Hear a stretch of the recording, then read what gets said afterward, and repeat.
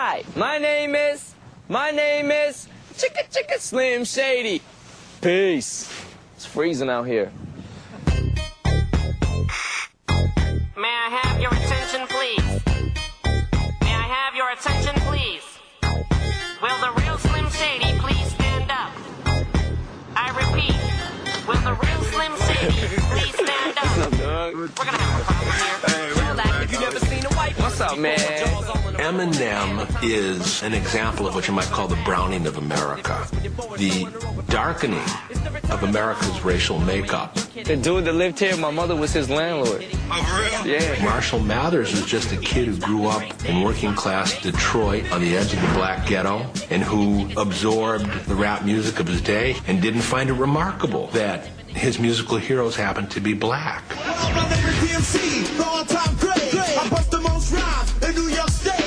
For me, when I was a kid, hip-hop was like the music that I just clung to for some reason.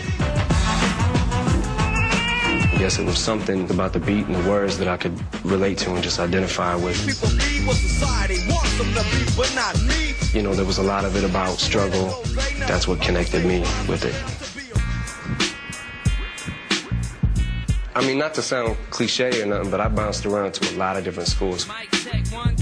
I hated being a new kid. I didn't want to go to school anymore. I was writing rhymes in class. Once I dropped out of school, I didn't really have anything else. Obviously, I couldn't go to college. I couldn't do anything else. So it was almost like that do or die moment. Like, I'm going to either be scrounging up money for the rest of my life and working little odd jobs, you know, whatever I could do, or I'm going to make it as a rapper. Didn't want to admit that I was on welfare when I was 3.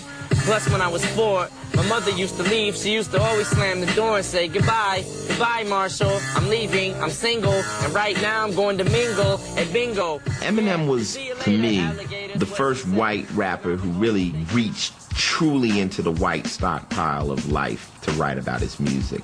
I mean, you had Third Base, you had Vanilla Ice, and you had Beastie Boys back in the day. But they rapped about rapping and they rapped about the streets. Eminem rapped about a trailer park. Corny looking white boys, corny and always ornery. Cause I was always sick of brawny bullies picking on me. And I might snatch. One day just like that, I decided to strike back and flattened every tire on the bike rack. One of the things that really distinguishes Eminem is his ability to write with tremendous wit and anger and humor about the circumstances of his life. I got some skeletons in my closet and I don't know if no one knows it. So before they throw me inside my coffin and close it, I'ma expose it. I'll take you back to 73, before I ever had a multi-platinum selling CD. He uses so much of himself in his music that people feel like they know everything about his life. They know who Haley is, they know who Kim is, they know how his relationship with his mom is. I look at Haley and I couldn't picture leaving her side. Even if I hated Kim, I grit my teeth and I try to make it work with her. At least for Haley's sake, I maybe made some mistakes, but I'm only human. They feel like they become personal with him. Now, people that don't know, really, Eminem started off battling, and there's records of Eminem rapping gangster style. If y'all are ready to hear some lyrics. But I don't think the black kids in Detroit really were going to accept hearing Eminem talk about having an AK-47 and doing anything. They were like, okay, white kid, you know.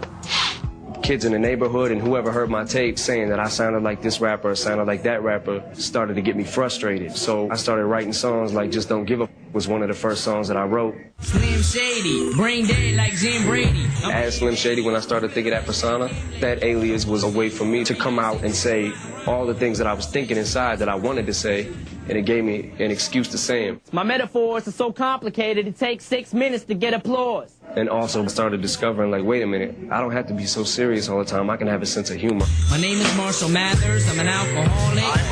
I would take those punchlines and go to the hip-hop shop with them and get a reaction out of the crowd that was just 3 times what I was getting when I was getting feedback that you sound like a rapper from New York. I do take, don't do speed, don't do crack, don't do coke. I do smoke, don't do smack. I do drink beer. I just want to make a few things clear. In hip-hop, you don't want to sound like nobody else. You want to have your own identity, and Slim Shady was a way for me to get that across. I'm like one of Eminem's biggest fans because he can wrap circles around 90% of the rappers out there. So any black kid that doesn't like him, you could really, yeah, you're a hater. and he started rapping about his dysfunctionality. I mean, Eminem is Jerry Springer to music. I am white. I am a punk. I do live in a trailer with my mom. My boy Future is an Uncle Tom. I do gotta jump break. The illest story, we used to do the white man can't jump thing.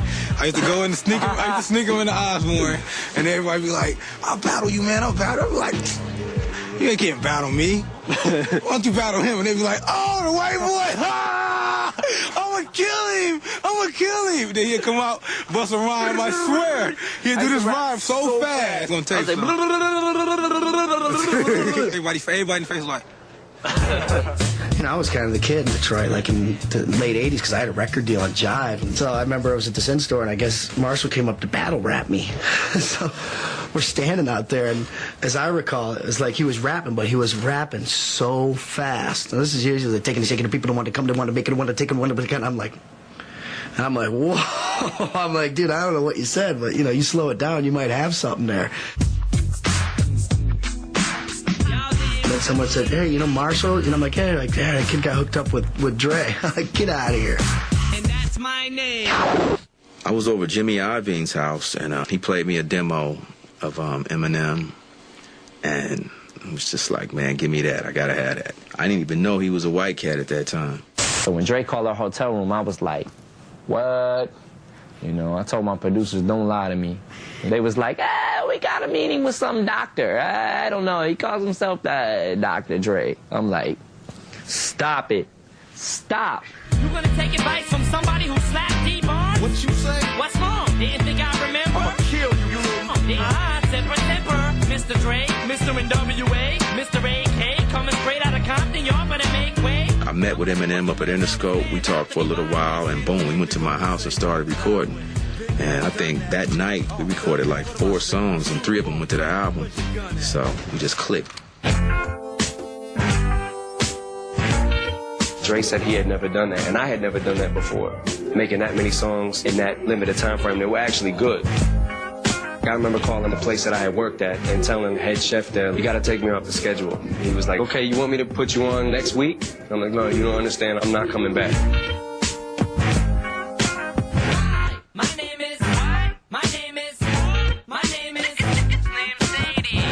Slim Shady is like my introduction to the world. Slim Shady is gonna be the record that like promotes the album before it comes out and like gets it up to where it needs to be. You know what I mean? For me to like establish my following throughout the world. You know what I mean? Hi kids, do you like violence? Wanna see me stick 9-inch nails through each one of my eyelids? Wanna copy me and do exactly like I did? Try to get messed up worse than my life is? I think what M did was really realize, you know, I know nobody can get mad at me if I rap about myself and rap about what I don't got. How could you hate me? All my life I was very deprived. I ain't had a woman in years, and my palms are too hairy to hide. Run DMC represented the common dude. Boy, did he represent the common dude. It was a acknowledgement that there are more poor white people than poor black people, just based on numbers, not as a percentage. And so they suddenly had a voice.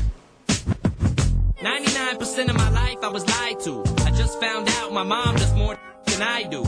I told her I'd grow up to be a famous rapper, make a record about doing drugs and name it after. He hit like this vibe that a lot of white kids were out there living and sold 8 million records.